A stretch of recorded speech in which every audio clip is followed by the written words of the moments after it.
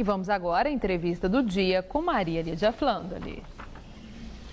A menos de um ano para as eleições de 2014, o PSDB de São Paulo enfrenta clima de suspense e tensão pelo embate entre apoiadores de Serra e Aécio, a crise nas polícias civil e militar, além das denúncias de graves irregularidades nas licitações de novas linhas do metrô e trens paulistas, e sem falar no que acabamos de ver no impacto da aliança Marina e Eduardo Campos. Hoje recebemos o deputado federal Duarte Nogueira, que é presidente do PSDB no estado de São Paulo.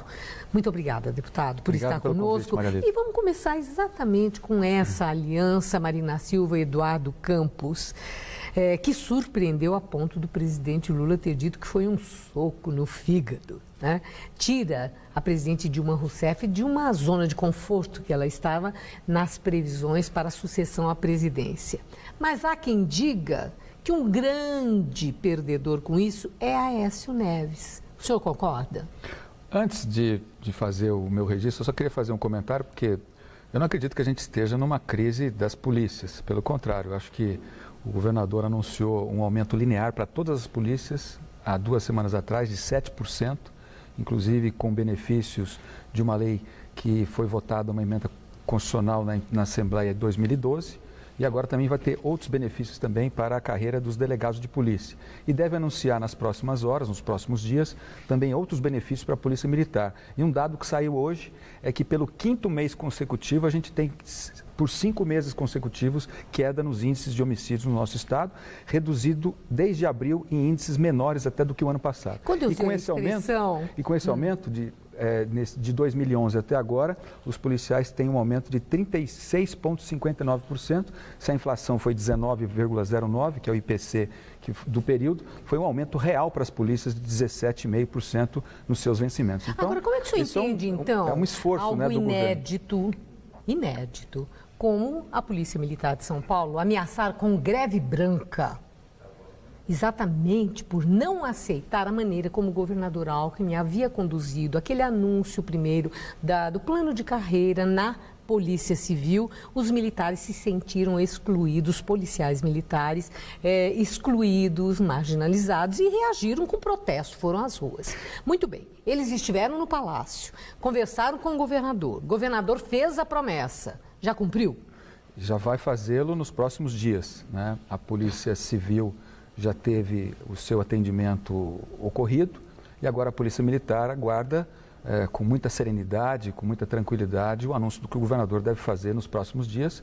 E eu acho que isso é muito positivo, porque vai dar um novo alento, além daquele esforço e dos resultados positivos que a gente já sente, obviamente, no esforço das nossas polícias. Bom, a gente espera realmente que o governador anuncie essa reestruturação para a questão da segurança pública, né? Entrar numa fase de mais serenidade, porque a insatisfação da polícia traz um desconforto, sem dúvida nenhuma, para a população. Sem dúvida. Okay. E agora, respondendo a sua pergunta. Vamos voltar. Eu havia perguntado se a Aécio é um perdedor. Só para o telespectador que está nos vendo agora, então a gente volta para aquele comecinho, em que eu havia perguntado ao deputado se Aécio Neves é o grande perdedor com a aliança Marina Silva e Eduardo Campos, como alguns analistas afirmaram. Olha, o grande ganhador é o cidadão brasileiro, porque o maior perdedor, sem dúvida, foi a presidente Dilma, porque ela perdeu 2 ex-ministros do governo do PT. O Eduardo Campos foi ministro do presidente Lula e a própria Marina foi ministra do Meio Ambiente do presidente Lula.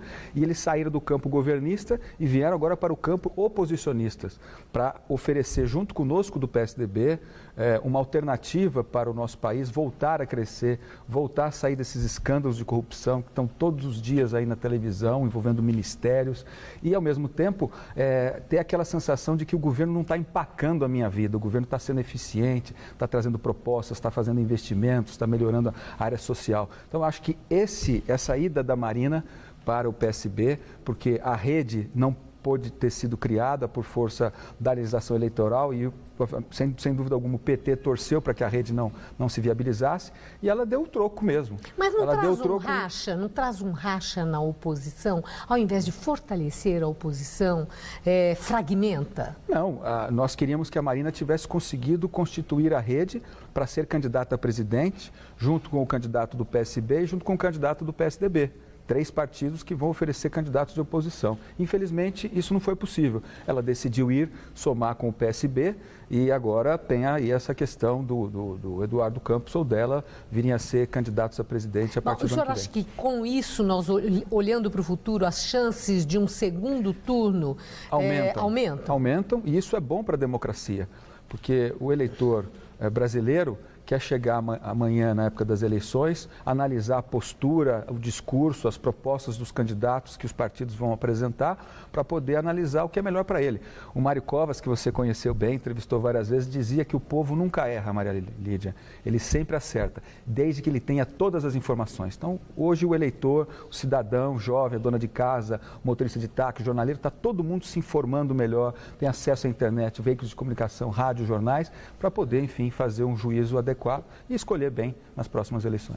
Agora, a questão Serra e Aécio Neves. Serra resolveu ficar no PSDB. O que foi muito bom. Muito bem, mas isso pode acirrar a tal animosidade expressa entre serristas e aqueles apoiadores de Aécio Neves dentro do partido? Olha, quem torceu pela divisão do PSDB, quem torceu para o Serra sair, ser candidato por outro partido, errou redondamente. Né? O PSDB está unido, o Serra fica no partido, tem uma enorme contribuição já dada ao PSDB, há muita coisa ainda para oferecer. E sem dúvida algum, um partido que tem quadros, né, destacados como o PSDB, que tem o José Serra, o Aécio Neves, o governador Geraldo Alckmin, o ex-presidente Fernando Henrique e tantos outros, sempre dentro da democracia interna, discute, às vezes briga, mas tem, sem dúvida alguma, vai marchar unido quando escolher o nosso candidato para apresentá-lo à população brasileira. E com Serra agora no PSDB. E considerando, inclusive, nos cenários da sucessão presidencial, que ele tem uma preferência de voto clara nas pesquisas que mostram quando aparece o nome dele ao invés de Aécio. A indagação: vai haver prévia? As prévias serão feitas no PSDB para uma decisão final Serra ou Aécio? Esse assunto das prévias já chegou a ser discutido. E, nesse momento, ele não está colocado. Né? A prioridade não é a questão das... O senhor acha que deve haver? Eu acho que o partido vai ter a maturidade correta para poder unir a sua base, a sua militância, as suas lideranças. E conforme já ficou acordado, inclusive anunciado quando da presença do Serra na semana passada, de que no começo do ano que vem é que vai se decidir essa questão de quem vai ser o candidato. Em vez de fulanizar o processo, acho que o importante agora é discutir o perfil. O perfil de quem vai ser o candidato é alguém que tem que estar preparado, disposto, aguerrido para poder levantar essas bandeiras junto com outros partidos da oposição e levar essa eleição para o segundo turno e, sem dúvida alguma, depois vencer com as oposições. Muito obrigada por sua entrevista. Obrigado a você. Uma boa noite. Boa noite.